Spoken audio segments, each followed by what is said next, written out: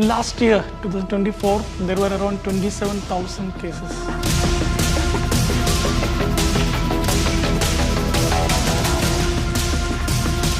Why is it increasing in Kerala? If you do not fill the minds of youth with hope, they will fill their veins with dope. Tell me about the drug situation in Kerala. Last year, 2024, there were around 27,000 cases related to drugs in Kerala. That's very alarming. No, 27,000 kids. Issues related to drug abuse. What type of issues would they be? Recently, many knife crimes happened in Kerala. The drug use has shifted from these plant-derived sources like maybe a cocaine or a marijuana to actually synthetic drugs. So I think that is a shift which is marked from the situation. And why has that happened?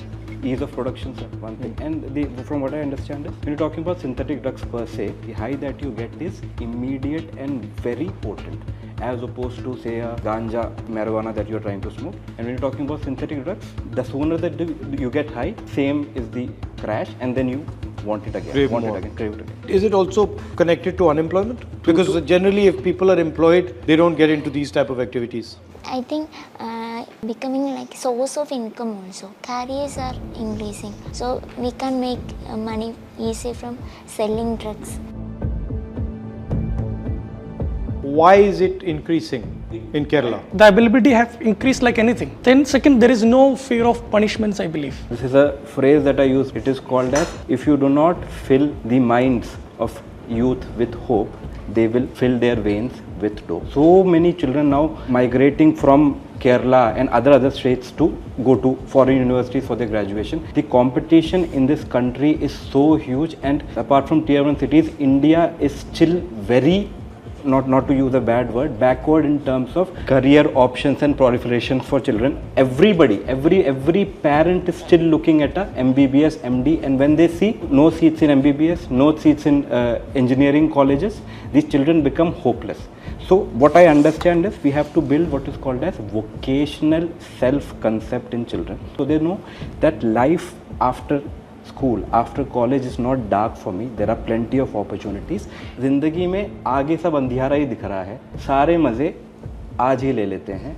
So that is a very big reason because they are not very hopeful about the prospects in general. So there is a web series recently released in Netflix called Adolescence. The theme is a 13-year-old boy stabs and kills a 13-year-old girl, his classmate. It's a web series that discusses everything. We don't know what these children are doing in a closed door. When they close one door, there are more than 1,000 small doors opening for them inside. We think they are under our control. At the end of the day, we should create a sense of awareness in the grassroots level. It's a collective effort, and all the students starting from the grade 1, they should be given some awareness regarding what are the problems of using drugs. I strongly believe in creating sense of deep emotional awareness where, students should understand life is and love is more intoxicating than drugs. I think I agree with you that society now is becoming less harmonious, more difficult for children to navigate. There's violence, there's unemployment, and most important, what you're saying, there's no clear vision that the student has for the future. Yes. He thinks that this is a dead end, and then that's where the drugs and alcohol come in. They're looking for short-lived happiness. They can alter their mind for some time. So in a sense, extension of what you're saying, this is also a drug. Absolutely. Instagram is a drug. Facebook is a drug. In fact, the effect is the same on the brain. Actually, I believe that we have to encourage their critical tendency. Means critical thinking. Critical thinking. I mean, cinemas are glorifying violence. Actually, we have to allow them to question what is happening inside the cinema. Also, our education system, at least the part of it that I was involved with here, you're not allowed to ask anything. You're just told, you're going to do this, don't ask questions. We call it factory schooling. Similar products. All products are same. Schools have to take the responsibility to actually educate parents about other avenues. There are more courses, there are greener pastures other than NEET and BTech. But that is also the idea of hierarchy and caste, because everybody in India has decided that The modern Brahmin is the engineer. Yeah. The modern Brahmin is the doctor. Modern Brahmin is the lawyer. Everybody wants to do that. So what would you do if you were the government of Kerala? Number one is life skill education in children.